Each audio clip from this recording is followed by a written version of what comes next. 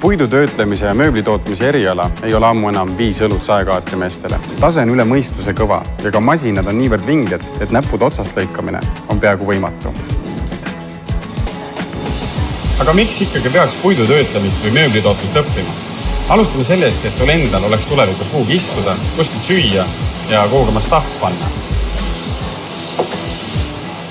Puutöö on Eestis aastasadu au sees olnud ja õpetamise tase täna on superkõva. Puidu ja mööbli erialasid saab Eestis õppida tervelt 10 koolis. Nii kutse, täiend, bakalaureuse kui magistriõppena. Ja seda igas vanuses, üle kogu Eesti. Õppimise ajal saab praktikat nii Eestis kui välismaal. Ja tulevikus ootab sind kindel üle keskmise spetsialisti palk. Pärast õppimist võib sinust saada kisler, insener, tootearendusdisainer, materjalispetsialist või mööblirestauraator, aga ka näiteks kvaliteedijuht või ettevõtja. Eesti mööblitööstusel läheb suurepäraselt.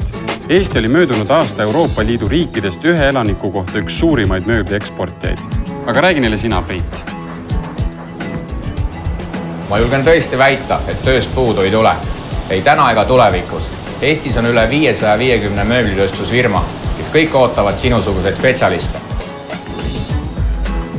Tulevik on helge, aga nüüd tööriistade juurde, millega juba esimesel õppeaastal tegutseda saab, sest ega puit ennast ise mööbliks ei tee. Jaapani vukksaag, naelapüstol, rööbits, ekstsentrik talvlihja, akutrell, Z-Step-Benz, haamer! Päris äge. Kui ikka puit on hingelähedane, siis ei ole mõtet juristiks õppida. Kohtume koolis. Seniks aga pind näppu.